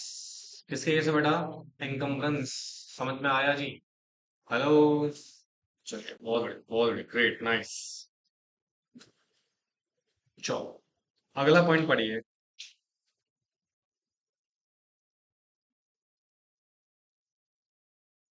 Disclosure of encumbrance.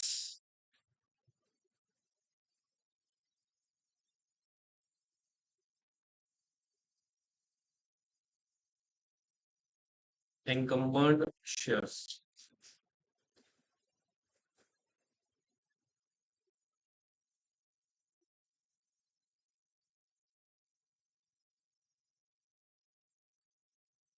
Regulation 31, सब रेगुलेशन 1।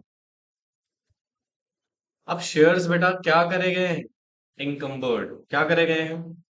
तो उसका डिस्क्लोजर्स देने पड़ेगा। हेलो। हाँ जी, तो इसके भी बेटा अब एक काम करेंगे, चार एरो निकालेंगे। 1, 2, 3, 4। तो सबसे पहले हम देखेंगे who will make disclosure.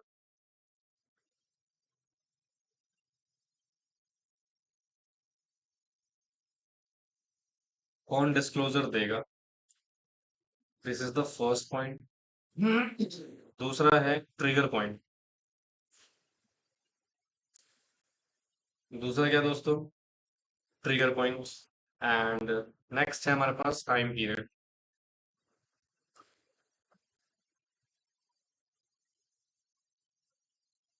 To whom किसको दिया जाएगा डिस्क्लोजर?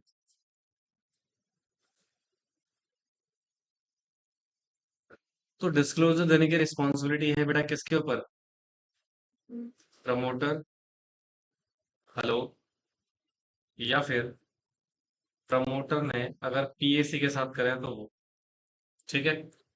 तो ये डिस्क्लोजर देंगे प्लेज के, किसके बेटा? प्लेज के। सुन रहे हो तुम लोग? हाँ जी। फिर कहते हैं ट्रिगर पॉइंट ऑफ कोर्स इसका क्या है? Creation of encumbrance. क्या क्रिएट हो रही है बेटा? यानी कि बेटा ये बेसिकली डिस्क्लोजर रिक्वायरमेंट्स किसके ऊपर एप्लीकेबल है? प्रमोटर्स के ऊपर। किसके ऊपर? बोलो। हाँ जी, this is basically applicable on promoters. और इसका जो पीरियड है बेटा वो है within 7 working days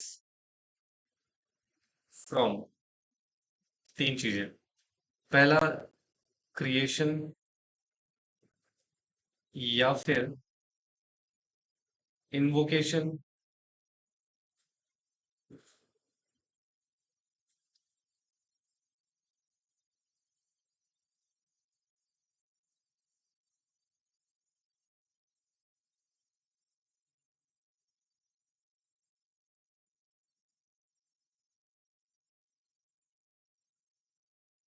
done. हाँ जी। और ये किसको दिया जाएगा बेटा? टू एवरी स्टॉक एक्सचेंज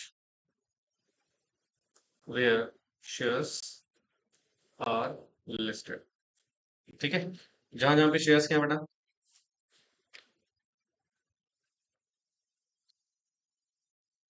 अच्छा, अब सुनो, मान लो आपने डीमैट अकाउंट से शेयर्स प्लेज करे। कहाँ से बेटा? तो उस केस में ये एप्लीकेबल नहीं होगा। तो कहते हैं नॉट एप्लीकेबल वेयर एनकम्बरेंस। क्या वो ऑलरेडी डिपॉजिटरी इंटीमेट कर देगा बेटा एक्सचेंज को? हाँ, तो आपको बताने की जरूरत। अंडरटेकन इन अ डिपॉजिटरी।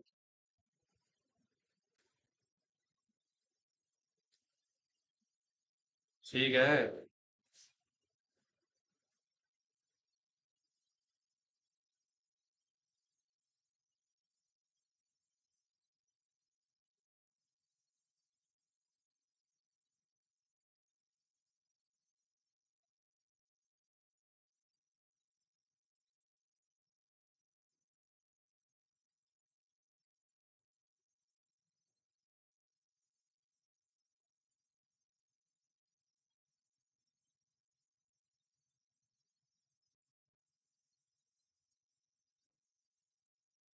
एक काम करें,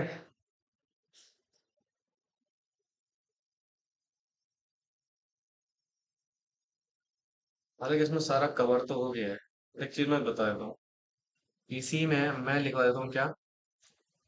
एक मिनट रुको, जाओ, सवारी ही नहीं नाला। बट ये जो सब रेगुलेशन टू है, ये पूरा सेम है। बट याद रखना, जब मैं ये जो येलो येलो सा सर्कल कर रहा हूँ, सिर्फ उसके लिए एप्लीकेबल होगा, ठीक है। तो ये सिर्फ किसके ऊपर एप्लीकेबल है? Thank you. और किस केस में एप्लीकेबल है? इन्वोकेशंस और रिलीज, बाकी सब कुछ सेम है। What do you mean by the invocation? ये बंद क्यों नहीं कर रहा? किसकी क्लास थी कल? मेरी थी। मेरी थी ना। और तेज, ऐसे कैसे कर सकता हूँ मैं? समझ ही नहीं आ रहा सर हमारा। तो सब रेगुलेशन टू में हमें डिटेल में लिखने की जरूरत नहीं है। अगर इन्वोकेशन हो रहा है, sir what do you mean by invocation? बहुत ऐसे सुन रहे हैं, समझ ही नहीं आ रहा क्या है ये। जैसे मान लो, सॉरी, कौन सी नॉलेज?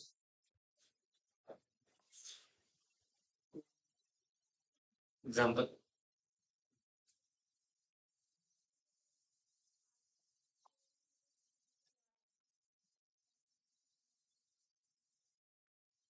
क्या लेके आ रहा है? बोलो तो सही, क्या लेके आ रहा है, मतलब क्या कहना चाह रहे हो? ओपन ऑफर की बेटा बात ही नहीं हो रही है। अच्छा हाँ, बोल। सुनो, इन्वोकेशन मतलब क्या? जब आप अपने राइट्स को या फिर पावर को एक्सरसाइज कर रहे हो। क्या कर रहे हो बेटा? जैसे मान लो आपने बैंक में क्या रखे थे, प्लेज शेयर्स, ठीक है। और अनफॉर्चुनेट आप डेट पे नहीं कर पाए। अब बैंक क्या करेगा? शेयर्स को बेचेगा ना। That is called invocation. समझ गए? या तो डेट पे कर दोगे, तो उस केस में क्या हो जाएगा? रिलीज हो जाएगा। क्या हो जाएगा बेटा? रिलीज। भाई तीन केस है ना, एक तो क्रिएशंस, दूसरा इन्वोकेशंस, तीसरा रिलीज। तो रिलीज के केस में रिलीज कब होंगे शेयर्स? जब डेट पे कर दिया, तो फ्री हो गया ना शेयर्स, तो भी इंटीमेट करना है। नहीं आ रहा समझ? आ रहा है? अच्छा, दूसरा सिचुएशन क्या है? इन्वोकेशन, भाई डेट पे नहीं कर पाया, तो अब बैंक क्या करेगा? अपनी पावर एक्सेस करके शेयर्स बेचेगा। That is called basic situation. आपको डिस्क्लोजर देना पड़ेगा। समझ में आया? नहीं आया? लिख लो उसको। तो ये सब रेगुलेशन टू का कुछ आइडेंटिफिकेशन मार्क बना लेना, सो दैट कि आपको समझ में आ जाए कि इसमें स्पेसिफिकली किसके ऊपर एप्लीकेबल है पॉइंट। ठीक है।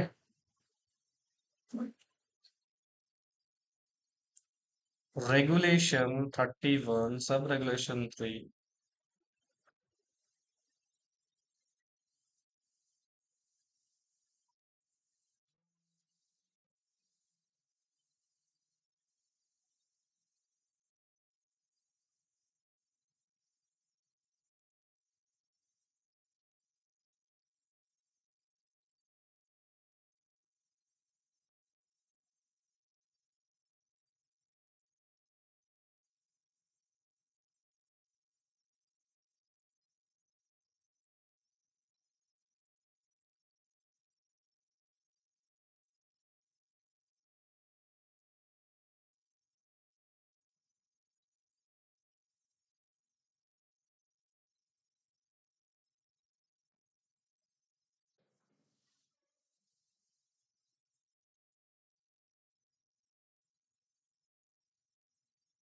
फिर ये लिख लिया आप लोगों ने?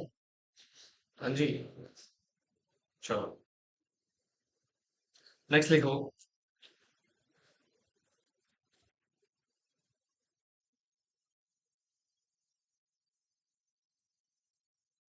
ओके, एक काम और कर लो।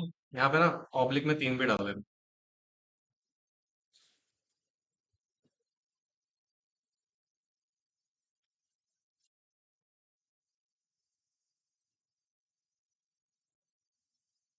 क्या नहीं डालना? एटीट्यूड।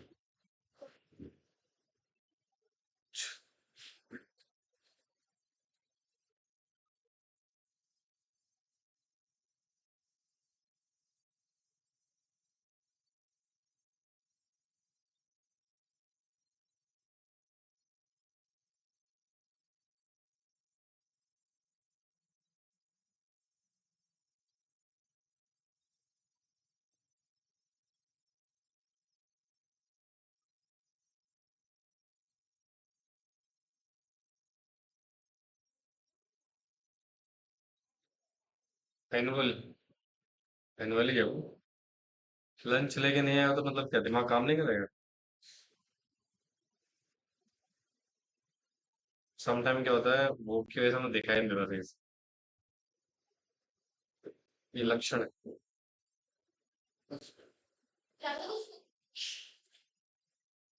क्या खिला रहे हो? ये दोबारा खोलना।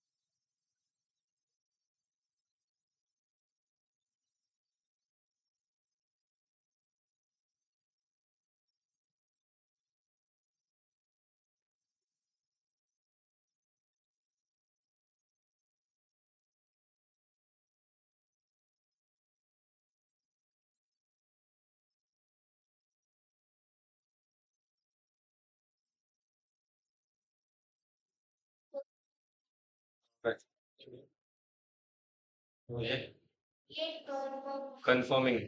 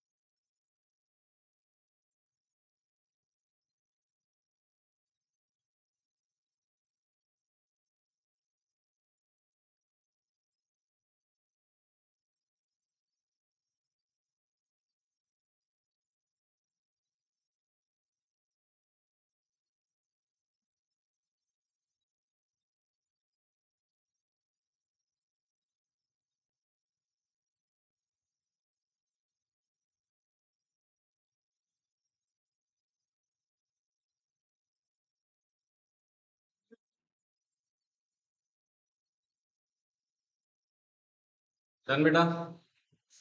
हाँ जी।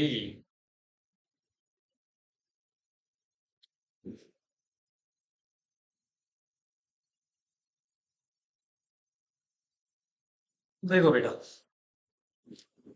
अभी क्या है जी, एनुअल डिक्लेरेशन आपको देना पड़ेगा। ठीक है? कौन देगा annual disclosure? Promoter. Promoter along with pack. ठीक है? ये एनुअल डिस्क्लोजर आपको देना है, दैट इज डिक्लेरेशन में आप बताओगे कि नो एनकम्बरेंस क्रिएटेड, मतलब कोई भी एनकम्बरेंस इस साल नहीं क्रिएट किया अदर देन दो जो ऑलरेडी हम डिस्क्लोज कर चुके हैं। मतलब सिंपल सी बात है, अगर कोई भी डिस्क्लोजर सॉरी कोई भी एनकम्बरेंस पिछले साल नहीं किया आपने और जो किया हुआ है ऑलरेडी उसका डिस्क्लोज ऑलरेडी कर चुके हो, तो एनुअली आपको इन्फॉर्म करना पड़ेगा स्टॉक एक्सचेंज को कि इस साल कोई भी नया डिस्क्लोजर सॉरी प्लेज एनकम्बरेंस नहीं हुआ है। ठीक है। अच्छा, ये कब देना आपको? 7 वर्किंग डेज के अंदर from the end of financial year. भाई क्या अभी अंत हुआ है हमारे फाइनेंशियल ईयर का? 31 मार्च 2026। आज क्या है? 2 अप्रैल। राइट, तो इसका मतलब आपके पास 5 दिन का टाइम और बचा है। क्या करने के लिए? डिस्क्लोजर देने के लिए। डिस्क्लोजर किसको दोगे? Every stock exchange and simultaneously audit committee of the target company. तो इनको आपको डिस्क्लोजर देना पड़ेगा। अच्छा, कंपनी में अगर ऑडिट कमेटी नहीं हुई तो? If there is no audit committee then what? अबे गे बेवकूफो, उल्लू, लिस्टेड कंपनी में ऑडिट कमेटी मैंडेटरी नहीं है। सेक्शन 149 सबसेक्शन 4 क्या कहता है? Every listed company. आईडी का तो सेम ही तो है। Rule 4 as it is applicable नहीं है सेक्शन 177। हड्डियां तोड़ दूंगा ना लाइक की। लिखा तो है वहां पे same as on this particular situation.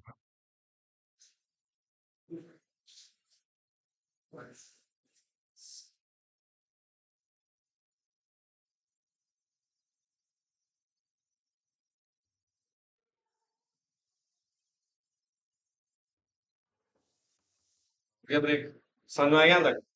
चलो, थैंक यू सो मच।